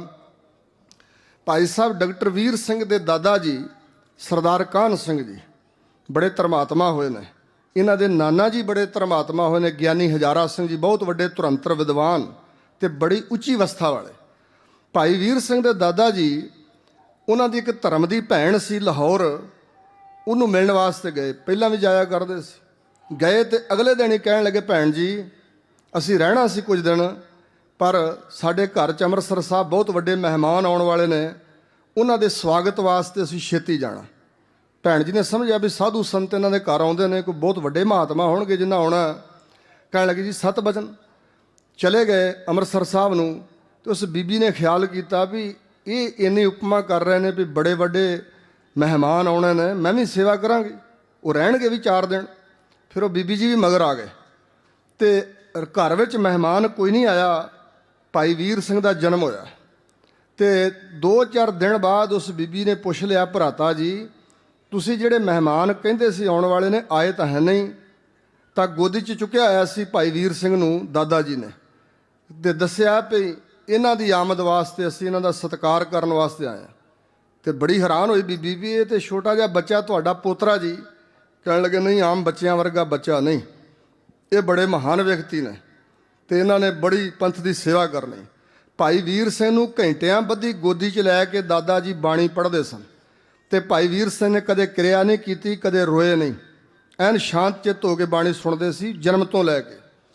ਔਰ ਇਸ ਤਰ੍ਹਾਂ ਬਚਪਨਾ ਦਾਦਾ ਜੀ ਦੀ ਗੋਦ 'ਚ ਗੁਜ਼ਰਿਆ। ਤੇ ਜਦੋਂ ਭਾਈ ਵੀਰ ਸਿੰਘ ਜੀ 5 ਵਰ੍ਹਿਆਂ ਦੇ ਸਨ, ਉਦੋਂ ਇਹਨਾਂ ਦੇ ਦਾਦਾ ਜੀ ਚੜ੍ਹਾਈ ਕਰਨ ਲੱਗੇ।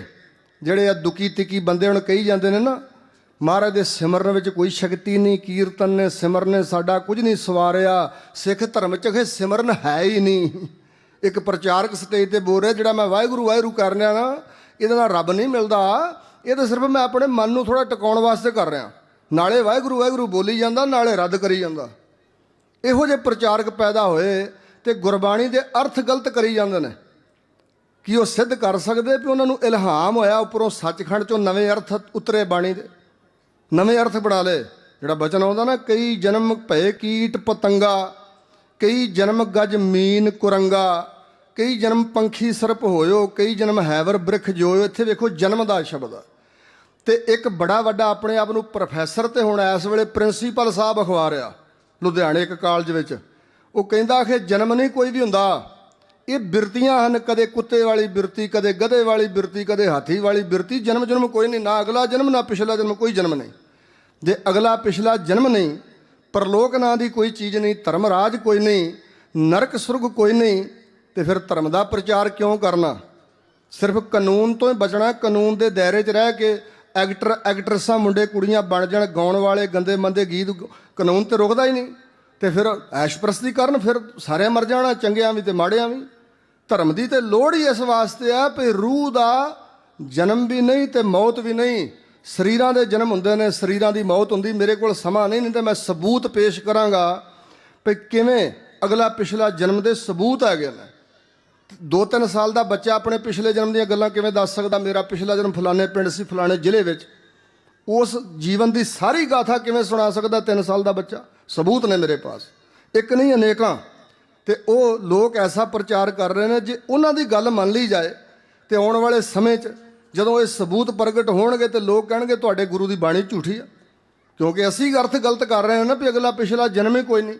ਪਰ ਨਹੀਂ, ਕਾਵਾਂ ਦੇ ਆਖਿਆ ਢੋਲ ਨਹੀਂ ਪਾਟ ਜਾਂਦੇ। ਸੋ ਇਸ ਪ੍ਰਕਾਰ ਇਹ ਲੋਕ ਉੱਲੂ ਬੇਵਕੂਫ ਪੈਦਾ ਹੋ ਕੇ ਆਪਣੇ ਆਪ ਨੂੰ ਵਿਦਵਾਨ ਕਹਾ ਕੇ ਗਲਤ ਅਰਥ ਕਰ ਰਹੇ। ਖੈਰ, ਜੀ ਨਹੀਂ ਕਰਦਾ ਕਿਸੇ ਦੇ ਖਿਲਾਫ ਬੋਲਣ ਨੂੰ, ਪਰ ਗੁਰਮਤਿ ਦੇ ਸਿਧਾਂਤ ਨੂੰ ਸੱਟ ਮਾਰ ਰਹੇ ਨੇ ਬਹੁਤ ਵੱਡੀ। ਲੋਕਾਂ ਵਿੱਚ ਨਾਸਤਿਕਤਾ ਦਾ ਪ੍ਰਚਾਰ ਕਰ ਰਹੇ ਨੇ, ਫਾਇਦਾ ਨਹੀਂ, ਬਹੁਤ ਵੱਡਾ ਨੁਕਸਾਨ ਕਰ ਰਹੇ ਨੇ।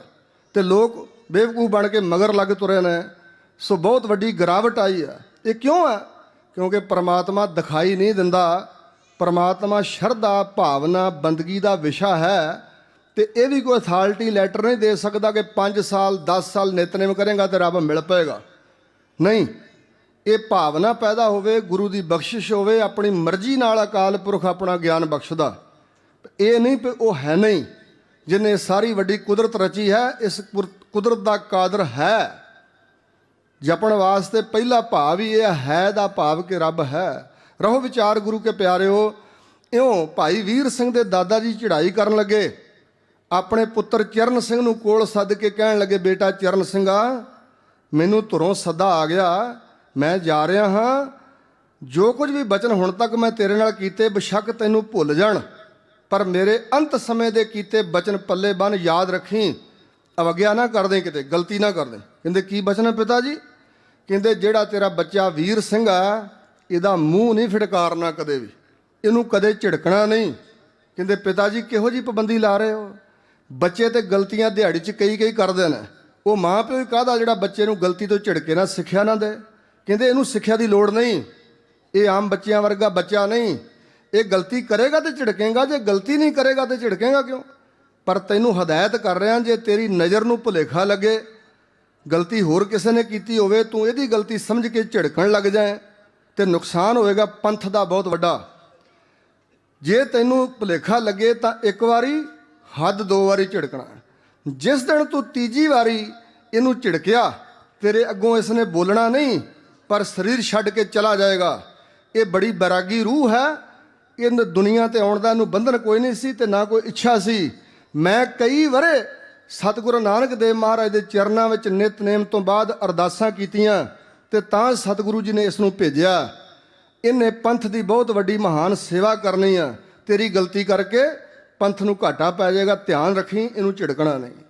ਤੇ ਭਾਈ ਵੀਰ ਸਿੰਘ ਜੀ ਜਦੋਂ 18 ਵਰ੍ਹਿਆਂ ਦੇ ਹੋਏ ਸਨ, ਉਦੋਂ ਇਹਨਾਂ ਦੇ ਪਿਤਾ ਨੇ ਜੱਫੀ 'ਚ ਲੈ ਕੇ ਕਿਹਾ ਸੀ, ਬੇਟਾ ਵੀਰ ਸਿੰਘਾ, ਜੋ ਕੁਛ ਤੇਰੇ ਦਾਦਾ ਜੀ ਨੇ ਤੇਰੇ ਬਾਰੇ ਕਿਹਾ ਤੂੰ ਵੈਸਾ ਹੀ ਆ, ਮੈਨੂੰ ਝਿੜਕਣ ਦਾ ਮੌਕਾ ਨਹੀਂ ਕਦੇ ਦਿੱਤਾ। ਛੋਟੀ ਜੀ ਉਮਰ ਦੇ ਸਨ ਤੇ ਹਿੰਦੂ ਮਤ ਦੇ ਇੱਕ ਵਿਦਵਾਨ ਮੰਡਲੀ ਦੇ ਮੁਖੀ ਸੰਤ, ਵਿਦਵਾਨ ਤੇ ਸੰਤ ਜਿਨ੍ਹਾਂ ਨੂੰ ਕਿਹਾ ਜਾਂਦਾ ਸੀ, ਉਹ ਦਰਬਾਰ ਸਾਹਿਬ ਆਏ ਹਰਿਮੰਦਰ ਸਾਹਿਬ ਪ੍ਰਕਰਮਾ 'ਚ। ਭਾਈ ਵੀਰ ਸਿੰਘ ਨਾਲ ਇੱਕ ਮਿਲਣੀ ਹੋਈ ਉਸ ਦੀ ਸੰਤ ਦੀ, ਤੇ ਉਹਨੂੰ ਆਪਣੀ ਵਿਦਿਆ ਭੁੱਲ ਗਈ, ਵਿਸਰ ਗਈ ਕਥਾ ਕਰਨੀ। ਸੁਖਮਨੀ ਸਾਹਿਬ ਦਾ ਗੁਟਕਾ ਫੜ ਕੇ ਤੇ ਪ੍ਰਕਰਮਾ 'ਚ ਹੀ ਬੈਠੇ ਰਹਿਣ, ਪਾਠ ਹੀ ਕਰੀ ਜਾਣ। ਉਹਨਾਂ ਦੇ ਵਾਕਫ ਦੂਜੇ ਮਹਾਤਮਾ ਆਏ ਤੇ ਉਹਨਾਂ ਨੇ ਬਚਨ ਕੀਤਾ, ਸੰਤ ਜੀ ਇਹ ਕੀ ਗਿੱਲਾ ਪੀਣ ਪਾ ਲਿਆ ਜੇ? ਐਡੇ ਵੱਡੇ ਧੁਰੰਤਰ ਵਿਦਵਾਨ ਖੱਟ ਸ਼ਾਸਤਰੀ ਪੰਡਤ ਤੇ ਸੁਖਮਨੀ ਸਾਹਿਬ ਪੜ੍ਹੀ ਜਾਂਦੇ ਹੋ।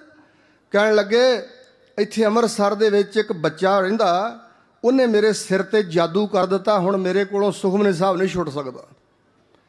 ਕੀ ਆ ਇਹ? ਵਿਦਿਆ ਦਾ ਪ੍ਰਤਾਪ ਸੀ, ਜਿਹੜਾ ਕਹੀ ਜਾਂਦੇ ਨੇ ਵਿਦਿਆ ਪੜ੍ਹੋ, ਸਮਝੋ ਸਮਝੋ ਸਮਝੋ। ਸਮਝ ਚੰਗੀ ਚੀਜ਼ ਆ, ਅਸੀਂ ਪਸ਼ੂ ਨਹੀਂ ਮਨੁੱਖ ਹਾਂ, ਸਮਝ ਗਿਆਤ ਵਧਾਉਣੀ ਆ, ਪਰ ਸਮਝ ਤੋਂ ਅਗਲੇ ਪਾਸੇ ਸੱਜਣੋਂ ਕਮਾਈ ਆ। ਜੇ ਸਮਝ ਤੱਕ ਸੀਮਤ ਰਹਿ ਗਏ ਤੇ ਪੱਲੇ ਨਹੀਂ ਕੁਝ ਵੀ ਰਿਹਾ। ਸਮਝ ਬੜੀ, ਲੋਕਾਂ ਨੂੰ ਹੱਥ 'ਚ ਦੀਵਾ ਫੜ ਕੇ ਖੂਹ 'ਚ ਡਿੱਗ ਪੈਂਦੇ ਨੇ, ਸਮਝ ਬੜੀ ਹੈ, ਪਰ ਜੇ ਕਮਾਈ ਨਹੀਂ ਕੀਤੀ, ਗੁਰੂ ਦੇ ਸ਼ਬਦ ਦੀ ਨਾਮ ਨਹੀਂ ਸਿਮਰਿਆ, ਅੰਦਰਲਾ ਗਿਆਨ ਪ੍ਰਗਟ ਨਹੀਂ ਹੋਵੇਗਾ ਤੇ ਸਮਝੋ ਪੱਲੇ ਅਜੇ ਕੁਝ ਨਹੀਂ ਹੈ। ਇਹ ਵਿਦਿਆ ਅੰਦਰਲੇ ਗਿਆਨ ਨੂੰ ਪ੍ਰਗਟ ਕਰਨ ਦੀ ਸਿੱਖਿਆ ਦਿੰਦੀ ਆ। ਇਹ ਬਾਹਰੀ ਗਿਆਨ ਅੰਦਰਲਾ ਗਿਆਨ ਪ੍ਰਗਟ ਕਰਨ ਲਈ ਪ੍ਰੇਰਨਾ ਹੈ। ਮਨ ਸਮਝਾਵਨ ਕਾਰਨੇ ਕਛੂਕ ਪੜ੍ਹੀਏ ਗਿਆਨ। ਪੜ੍ਹੀਏ, ਸੁਣੀਏ, ਫਿਰ ਕਮਾਈਏ, ਫਿਰ ਅੰਦਰਲਾ ਗਿਆਨ ਪ੍ਰਗਟ ਹੁੰਦਾ।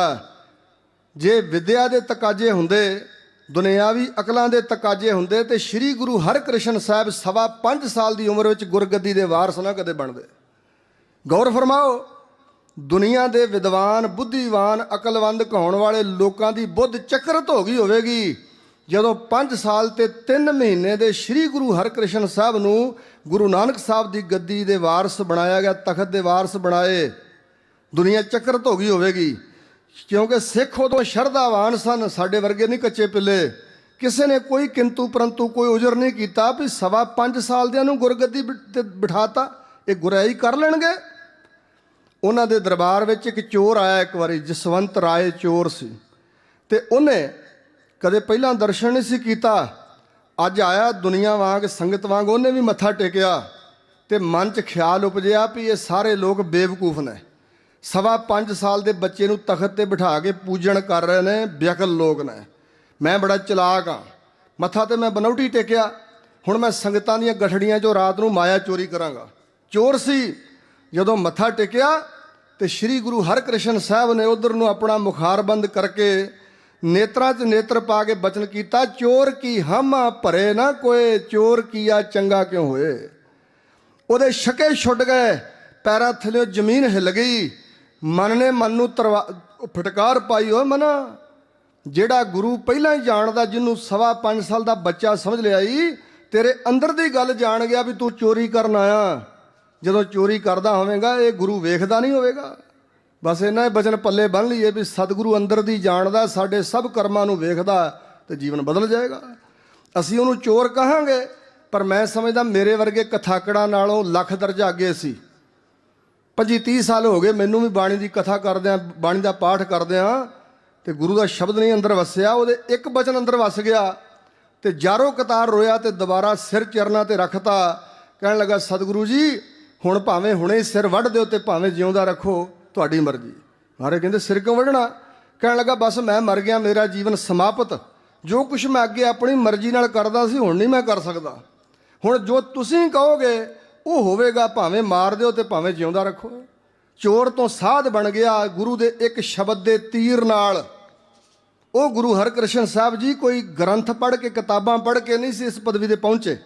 ਜਿਨ੍ਹਾਂ ਭਗਤਾਂ ਦੀ ਬਾਣੀ ਹੈ ਗੁਰੂ ਗ੍ਰੰਥ ਸਾਹਿਬ ਵਿੱਚ 15 ਭਗਤਾਂ ਦੀ, ਇਹਨਾਂ ਵਿੱਚੋਂ ਬਹੁਤੇ ਸ਼ੂਦਰ ਨੇ, ਜਿਨ੍ਹਾਂ ਨੂੰ ਯੂਨੀਵਰਸਿਟੀ, ਸਕੂਲ, ਕਾਲਜ, ਵਿਦਿਆਲਾ, ਪਾਠਸ਼ਾਲਾ ਦੇ ਨੇੜਿਓਂ ਲੰਘ ਨਹੀਂ ਸੀ ਸਕਦੇ। ਜਿਹੜੇ ਉਸ ਸਮੇਂ ਦੀ ਹਾਲਤ ਵੇਖੋ ਹਿੰਦੁਸਤਾਨ ਦੀ।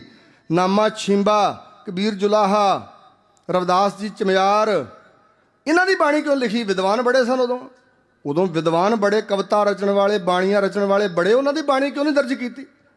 ਨਹੀਂ, ਇਹਨਾਂ ਦੀ ਬਾਣੀ ਦਰਜ ਕੀਤੀ ਜਿਨ੍ਹਾਂ ਦੇ ਅੰਦਰ ਗਿਆਨ ਸੀ। ਬ੍ਰਹਮ ਗਿਆਨੀਆਂ ਦੀ ਬਾਣੀ ਗੁਰੂ ਗ੍ਰੰਥ ਸਾਹਿਬ 'ਚ ਲਿਖੀ ਆ। ਇਹ ਕਿਸੇ ਕਾਲਜਾਂ, ਯੂਨੀਵਰਸਿਟੀਆਂ, ਵਿਦਿਆਲਿਆਂ 'ਚੋਂ ਜਾ ਕੇ ਨਹੀਂ ਪੜ੍ਹੇ। ਪੰਡਤ ਤੇ ਇਹਨਾਂ ਦਾ ਪਰਛਾਵਾਂ ਨਹੀਂ ਸੀ ਲੰਘਣ ਦਿੰਦੇ, ਇਹਨਾਂ ਦਾ ਪਰਛਾਵਾਂ ਆਪਣੇ ਉੱਤੇ ਨਹੀਂ ਸੀ ਪੈਣ ਦਿੰਦੇ। ਪੰਡਤ ਵਿਦਵਾਨ ਤੇ ਪੜ੍ਹਨਾ ਇਹਨਾਂ ਕਿੱਥੋਂ ਸੀ? ਕਿਸੇ ਯੂਨੀਵਰਸਿਟੀ, ਕਿਸੇ ਵਿਦਿਆਲੇ 'ਚੋਂ ਨਹੀਂ ਪੜ੍ਹੇ। ਕਬੀਰ ਜੀ ਨੇ ਤੇ ਉਪਦੇਸ਼ ਵੀ ਚਾਦਰੇ 'ਚ ਆਪਣੇ ਆਪ ਨੂੰ ਲਪੇਟ ਕੇ ਹਨੇਰੇ 'ਚ ਲੰਮੇ ਪੈ ਕੇ ਰਾਮਾਨੰਦ ਜੀ ਕੋਲੋਂ ਉਪਦੇਸ਼ ਲਿਆ। ਸੋ ਹੋਏ ਬਰਖਤ ਬਨਾਰਸੀ ਰਹਿੰਦਾ ਰਾਮਾਨੰਦ ਗੁਸਾਈ, ਔਰ ਅੰਮ੍ਰਿਤ ਵੇਲੇ ਉੱਠ ਕੇ ਜਾਂਦਾ ਗੰਗਾ ਨਹਾਵਣ ਤਾਈ। ਅੱਗੋਂ ਹੀ ਦਾ ਜਾਏ ਕੇ ਲੰਮਾ ਪਿਆ ਕਬੀਰ ਤਥਾਈ, ਪੈਰੀ ਟੁੰਬ ਉਠਾ ਲਿਆ ਬੋਲੋ ਰਾਮ, ਸਿੱਖ ਸਮਝਾਈ। ਇਹਨਾਂ ਬਚਨ ਰਾਮ ਕੇ राम कहो। चौथा पहर है रात दा अमृत वेला, सुते होए हो राम दे बंदे हो राम कहो। बस इन्ना उपदेश लैके कबीर जी इन्ने अगे लंघ गए। रामानंद जी ने आप सद के अपना चादरा परे करके, गुसाई सन ब्राह्मण रामानंद जी, कबीर जी नूं जुलाहे नूं छाती नाल लाया सी कि तू मेरे नालों भी अगे लंघ गया। उन्हां दी बाणी गुरु ग्रंथ साहिब विच दर्ज है, जिन्ना सिमरन कीता परमात्मा दा। आत्म ज्ञानी सन जिहड़े, अखर पढ़े हुए ज्ञानियां दी इत्थे गल नहीं। अखर पढ़े हुए मेरे वर्गे बहुत मिल जाणगे, पर संत करतार सिंह वर्गा आम हारी सारी नहीं मिलता। हुशियारपुर जिले के लोगों को जाके पुछो, कहते जिस राते संत करतार सिंह जम्मिया शायद ही होर कोई जम्मिया होगा। बड़े साधु संत मिले, सब सत्कारयोग ने, पर संत करतार सिंह नहीं मुड़ के लभा। अज भी रोंदे लोग। सत श्री अकाल। भुला चुका हुई बेअंत सतगुरु महाराज ते आप गुरु की संगत ने खिमा करनिया। सतगुरां दा तां कोटान कोट रोम रोम करके धन्नवाद। इस समागम के प्रबंधकों का ते समुचियां संगतां दा, हर तरह की सेवा निभाउण वाले गुरमुखां दा, इत्थे हाजरियां भरन वालियां सबनां दा ही बहुत बहुत धन्नवाद। तुसां बड़ा निवाजिया। इदों वड्डा सत्कार होर की हुंदा कि असीं महाराज दी हजूरी चुच्चे थां सारी संगत तो बैठ के गुरु का शब्द सोहला आप जी नूं सुणाउने आ। ये सतगुरु की दात है, इहदे च अपनी कोई वडियाई नहीं। देहो सज्जण सीसड़ियां जो होवे साहिब स्यो मेल। वाहिगुरू जी का खालसा, वाहिगुरू जी की फतेह।